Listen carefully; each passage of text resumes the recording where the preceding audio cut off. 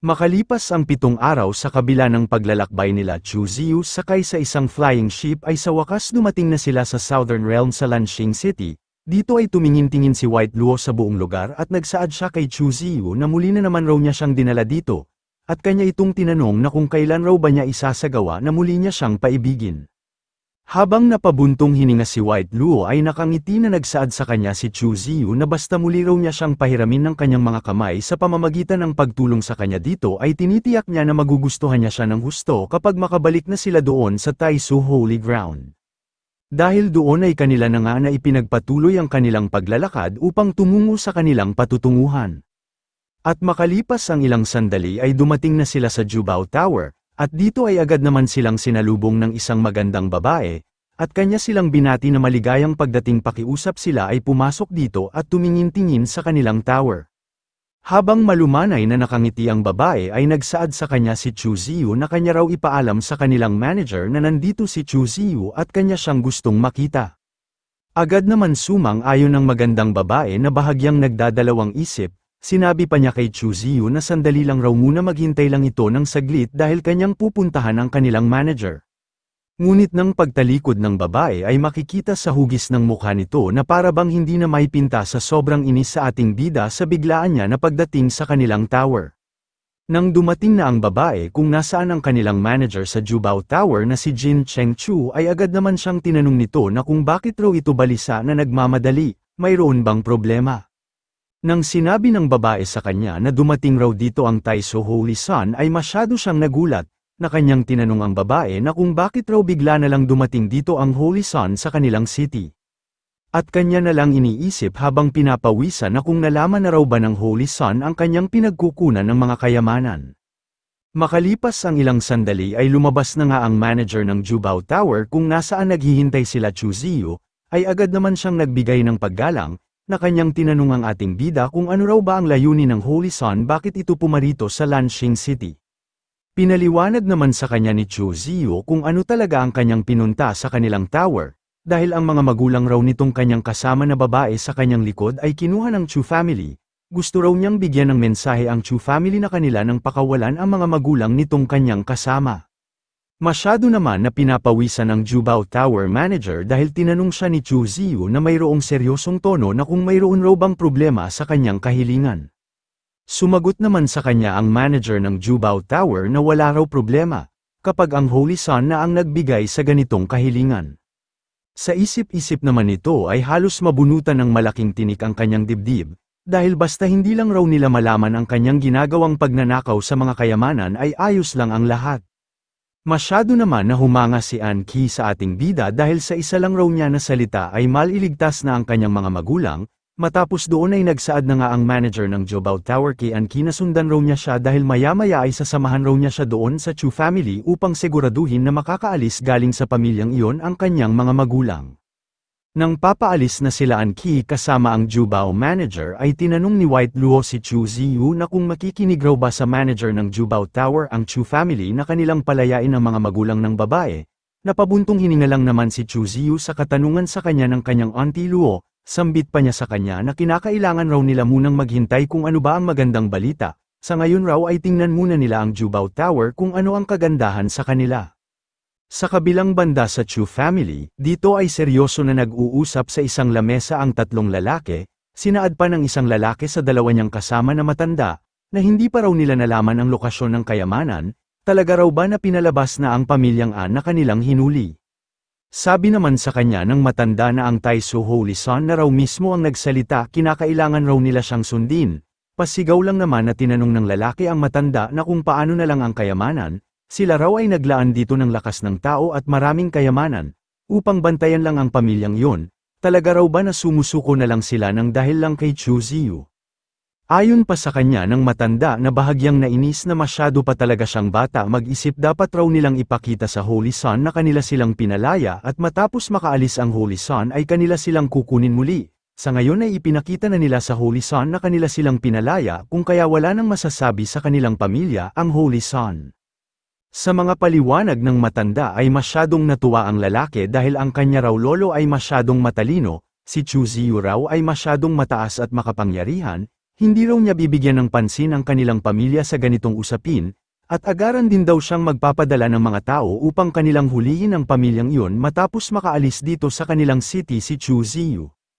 Masaya naman na tumugon ng isang matandang lalaki sa kanya, na sa kanya na raw niya ipapaubaya ang lahat ng kanilang kukunin na tauhan para kunin muli ang pamilyang An pag nakaalis na ang Holy Sun.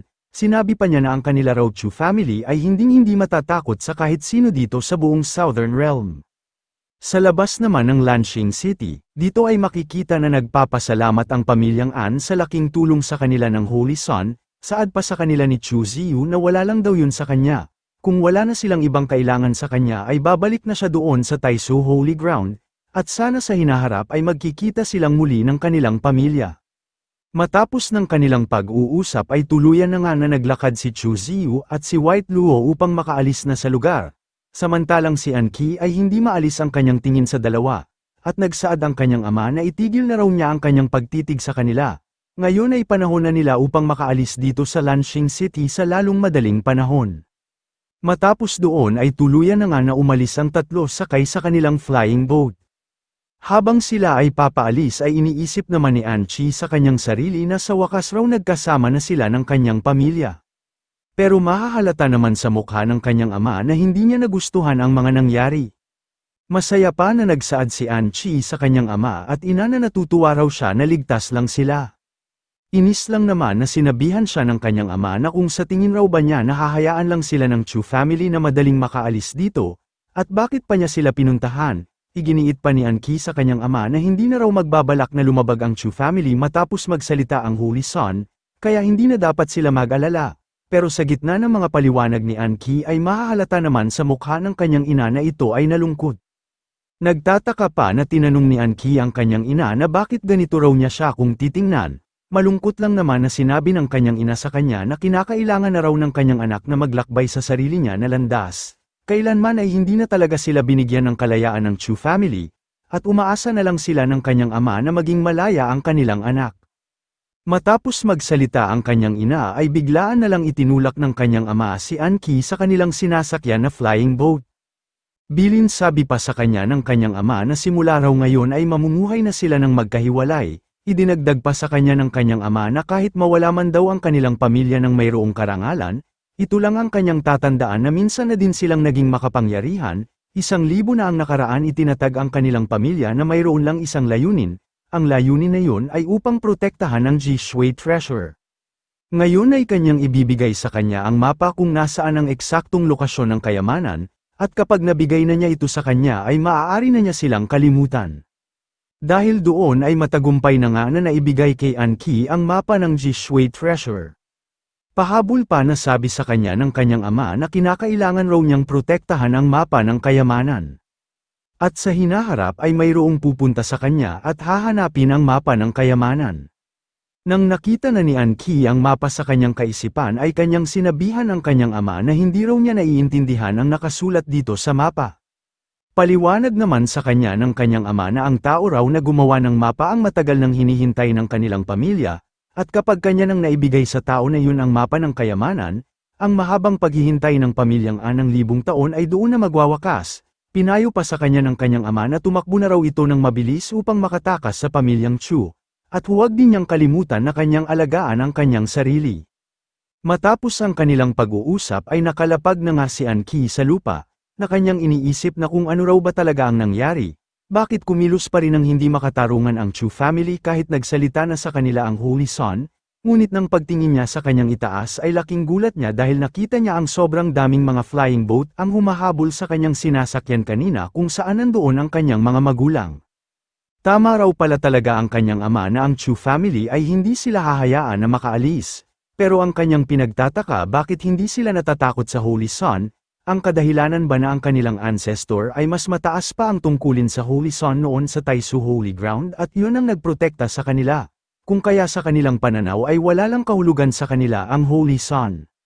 Sabay kanyang ipinalabas ang message talisman na ibinigay sa kanya ni Chu Ziyu noong nakaraan, at agaran niya itong ginamit, sana matanggap raw kaagad ng Holy Sun ang kanyang ipapadala sa kanya na mensahe upang maligtas ang kanyang mga magulang. Mapunta naman tayo sa Hongfeng City, dito maririnig ang boses ni White Luo na gustong bumili ng candy. At nagsaad sa kanya si Chu Ziyu na kung paano na lang raw kaya na dito na lang silang dalawa magpalipas ng gabi at bukas na lang nila ipagpatuloy ang kanilang pag-alis.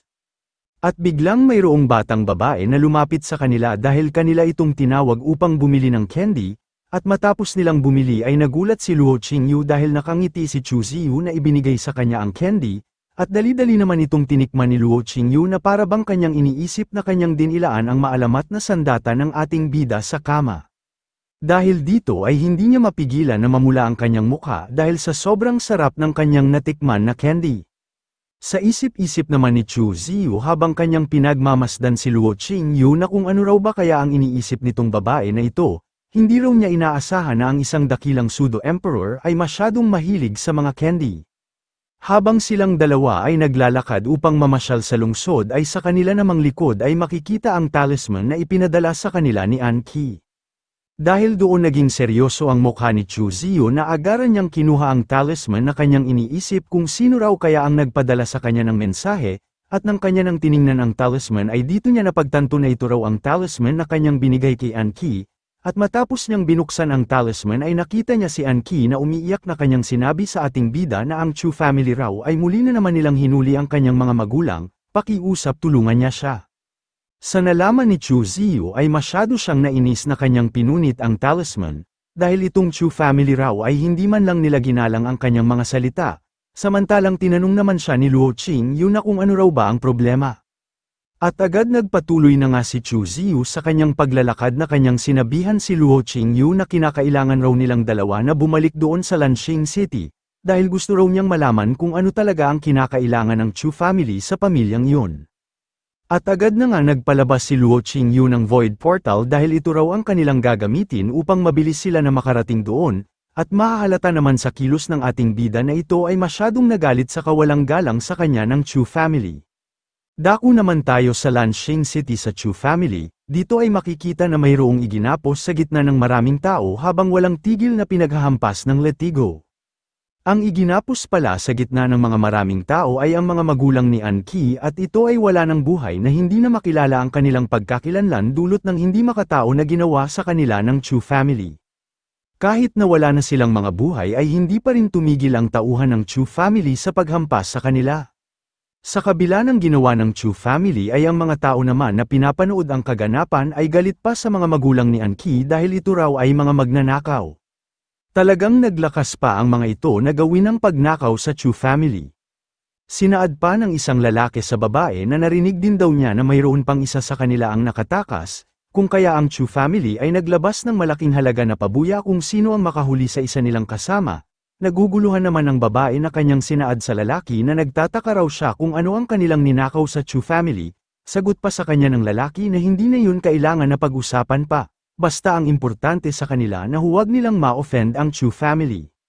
Natuon naman ang pansin ng babae sa kanyang likod dahil tinanong siya ni Chu Ziyu na kung saan raw ba niya makikita ang warrant na ipinataw sa babae na nakatakas. Agad din naman na pinalabas ng babae ang papel kung saan makikita dito ang pabuya kung sino ang makakahuli sa babae na nakatakas. Nagpasalamat naman si Chu Ziyu sa babae sabay kanya itong kinindatan. Nang nakita na ni Chu Ziyu ang nilalaman ng papel ay nakita niya ang mukha ni Anki at kung magkano ang ipinataw sa kanya na pabuya kung sino ang makakahuli sa kanya. Dahil dito napagtanto ni Chu Ziyu na ang mga bangkay raw pala na kanyang nakita sa gitna ng gate ay ang mga magulang ni Anki. Saad pa ni White Luo kay Chu Ziyu na maaaring magpasa hanggang ngayon ay buhay pa ang mga magulang ni Anki kung hindi niya inutusan ang pamilyang Chu na palayain sila. Ayon pa ni Chu Ziyu na ang bawat isa raw sa kanila ay mayroong mga sariling mga tadhana, nagtanong naman sa kanya si Luo Qingyu na kung balak raw ba niya sila na ipaghigante. Sa katanungan na yun ay galit na tumugon siya kay Luo Qingyu na hindi raw lahat ay nakabatay lang sa kani-kanilang mga tadhana. Ngunit itong mga bastos na ito ay nang ahas na hindi sundin ang kanyang mga salita na kanila lang tinuturing na walang halaga, kung kaya hindi sila dapat na buhayin. Habang nakatingin silang dalawa sa pintuan ng Chu family ay nagsaad sa kanya si Luo Qingyu na narinig raw niya na itong Chu family ay mayroong malapit na ugnayan sa Taisu Holy Ground, hindi ba siya mag-alala na kapag kanyang gagawin sa kanila ang kanyang binabalak ay baka magalit sa kanya ang kanyang sister Walu Fei. Sa kabila ng pagpaparada ng Chu family sa walang buhay na mga katawan ng magulang ni An-ki sa harapan ng mga maraming tao ay makikita ang dalawang kabilang sa Chu family na parabang nanunood lang ng manhwa recap na mayroong maraming mga pagkain sa kanilang gitna. Sa gitna ng kanilang panunood ay nagsalita ang isang lalaki na narinig raw niya na ang Taisu Holy Son ay mayroong masamang ugali dahil siya ay pumapatay ng walang dahilan. Hindi ba sila babalikan dito ng Holy Son upang sila ay tugisin sa kanilang ginawa? Mayabang lang naman na tumugon nitong walang utak na kabilang sa Chu family na paano naman raw maglakas ng loob na umatake sa kanila ang Holy Son, at huwag din niyang kalimutan na ang kanilang pamilyang Chu ay isa sa nagtatag sa Taisu Holy Ground, dapat galangin ng Holy Son ang estado ng kanilang pamilya, kahit na ang Holy Son ay magbabalak na umatake sa kanila. Ang kanya naman nakakataas ay hindi papayag sa kanyang gustong gawin sa kanilang pamilya. Masaya pa na kanyang sinabi sa kanyang kasama na huwag na raw itong mabahala, maupo na lang silang dalawa dito habang umiinom ng alak, kinakailangan na lang nilang hintayin dito si An-ki, dahil natitiyak niya na ang babae na iyon ay mahuhulog sa kanilang ginawang bitag matapos niyang makita ang kanyang magulang na wala ng buhay na nakagapos sa gitna ng maraming tao ay mapipilitan itong lumabas. Samantala ang kanila palang pinag-usapan na si An-ki ay kanina lang dumating kung saan naroroon ang kanyang magulang at ito ay nakasuot ng hood upang hindi siya mapansin ng Chu family, at ito ay humihingi ng paumanhin sa kanyang mga magulang dahil siya raw ay walang utang na loob sa kanila, dahil wala man lang siyang lakas na loob na kanya silang ipaghiganti. Hindi niya mapigilan na tumulo ang kanyang maraming mga luha, maghihintay raw siya dito sa lugar ng 1 oras. At kapag hindi dumating ang Holy Son sa loob ng 1 oras ay aalis na lang siya dito sa Lanshing City, upang tuparin ang ninanais ng kanyang mga magulang. Ngunit sa hindi niya inaasahan dahil bigla na lang lumitaw sa kanyang harapan ang ating bida na halata sa ikinilos nito na talagang hindi niya nagustuhan ang ginawa ng pamilyang Chu sa mga magulang ni An-ki. Habang patuloy pa rin na naglalakad si Chu Ziyu sa gitna ay nasabi na lang ni An-ki na talagang dumating dito ang Holy Son. Masyado naman na nagtataka ang mga tao na nanunood na napapatanong kung sino raw ba ang lalaki na yun. Wala ba itong takot sa Chu family para maglakad sa kanilang gitna at ano din itong kanyang ginagawa? Dahil pala makikita si Chu Ziyu na kanyang binuhat ang malaking statwa ng Chu family sa isa lang niya na kamay. Sabay kanya itong winasak sa gitna ng gusali ng Chu family. Ang mga tao na nakakita sa ginawa ng ating bida ay masyadong natakot na tumulo ang kanilang mga pawis, na napapatanong kung anong uri na tao raw ba ito dahil madali lang niyang winasak ang malaking pintuan ng Chu family sa isa lang niya na was-iwas ng kanyang kamay.